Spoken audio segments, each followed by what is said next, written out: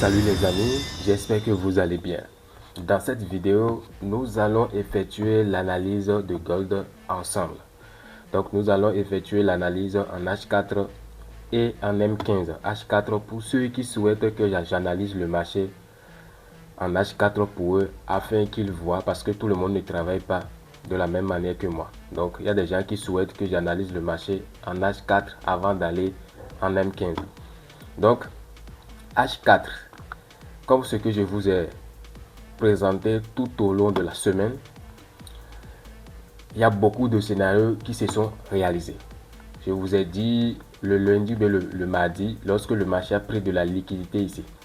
Voilà, lorsque le marché a pris de la liquidité ici, la bougie s'est clôturée de cette manière. Je vous ai dit, lorsque la bougie se clôture de cette manière, il y a de fortes probabilités que le marché aille chercher le plus haut. Et c'est exactement ce que le marché a fait. Donc, il est parti chercher simplement le plus haut ici. Maintenant, qu'est-ce qu'on constate après?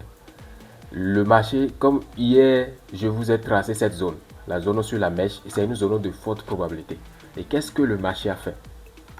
Vous allez constater que le marché est revenu faire un grand rejet sur la zone. Voilà, ici, le marché est revenu faire un grand rejet sur la zone. Mais après ça, qu'est-ce que le marché a fait? La zone n'a pas fonctionné. Donc, on voit maintenant que le marché est revenu liquider complètement la zone. Donc, ici, lorsque le marché, on va supprimer cette zone.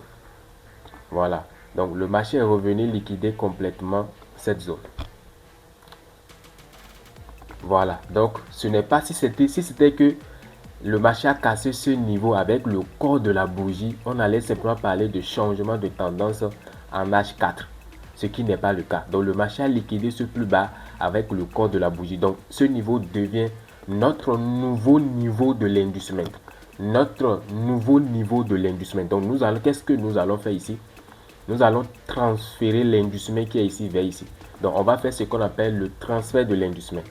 Hier, qu'est-ce que je vous ai dit? Je vous ai dit que le marché peut revenir mitiguer dans ce break block qui est ici. Voilà, ce plus haut qui est ici. Et qu'est-ce que le marché a fait vraiment? Il est revenu mitiguer avec un long mèche avant de rebondir à la hausse. Donc actuellement, la première possibilité sur le gold en H4.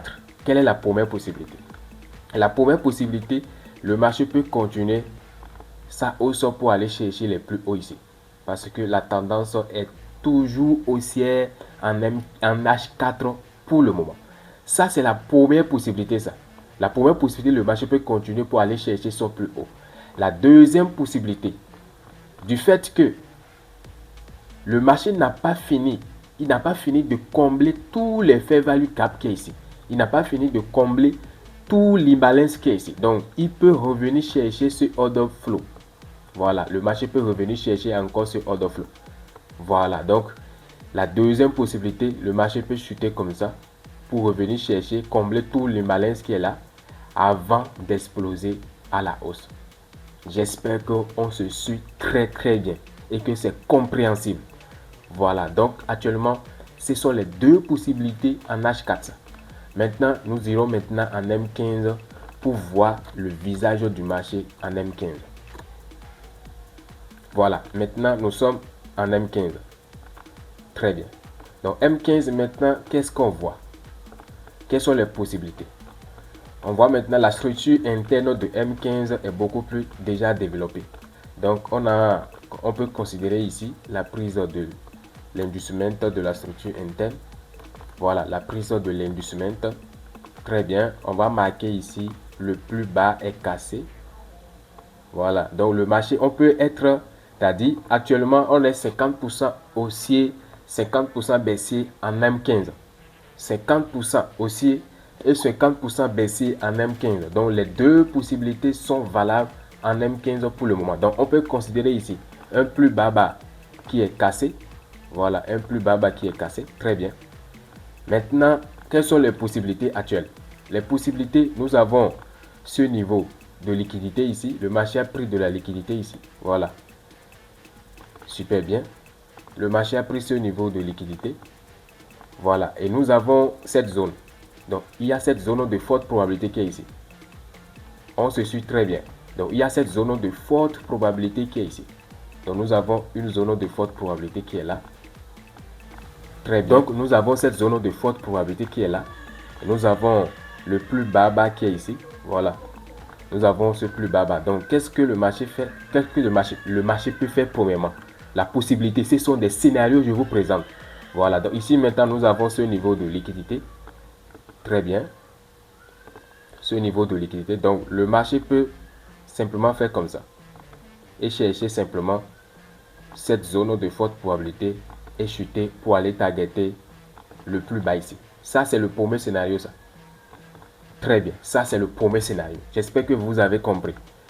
Maintenant, quel est le deuxième scénario? Le deuxième scénario, c'est que ici, si vous regardez ça très bien, vous allez constater qu'il y a encore le marché a pris de la liquidité ici. Le plus haut ici est liquidé. Et là, maintenant, vous pouvez tracer cette zone sur la mèche. On peut tracer une zone sur la mèche ici.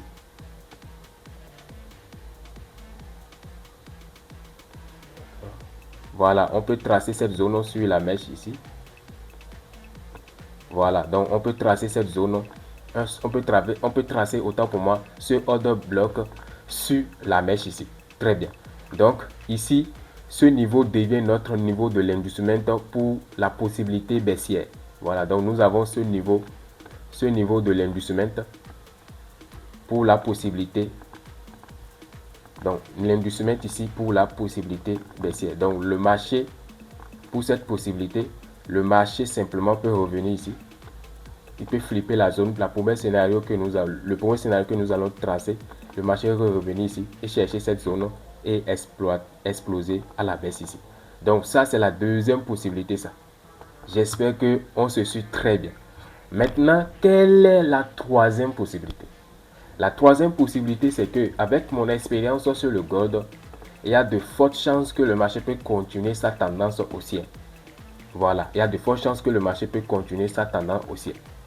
Donc ici maintenant, la troisième possibilité, c'est que ici, regardez, c'est très bien. Lorsque on va attendre que le marché, si le marché casse ce niveau, voilà, on va parler de changement de tendance, c'est-à-dire le marché devient maintenant baisse haussier. Voilà, on va parler ici de cassure. Voilà, donc lorsque le marché va casser ici, très bien, ce niveau, vous allez identifier, si possible, ce sont des scénarios que je présente. Voilà, vous allez identifier ce order block. Ce order block, il y a ce niveau de trend line qui est liquidé ici. Voilà, donc il y a la prise de liquidité là. Très bien. Donc le marché peut continuer et casser ce niveau. Donc lorsque le marché va casser ce niveau, là, il devient maintenant haussier. Et vous pouvez identifier, c'est-à-dire cette zone que j'ai tracée.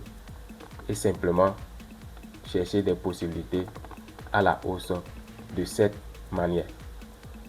Voilà, donc ce sont les trois possibilités actuelles en M15 sur le gold. Tout ce que vous allez faire, c'est de respecter simplement votre système de trading et le tout est joué. Merci beaucoup et comme un rappel, notre formation pour les traders intermédiaires de cette année est déjà lancée. Si vous n'avez pas encore un système de trading qui fonctionne, c'est le moment opportun de rejoindre cette vague pour pouvoir apprendre notre système de trading, bénéficier de notre accompagnement, bénéficier de tout pour pouvoir atteindre la rentabilité que vous recherchez dans votre trading. Voilà, et la formation début, comment on appelle ça, commence le début mars. Et tout ce que vous allez faire, c'est d'envoyer votre prénom et votre pays pour être ajouté dans le groupe des participants. Merci et très bon week-end à chacun de vous. Merci.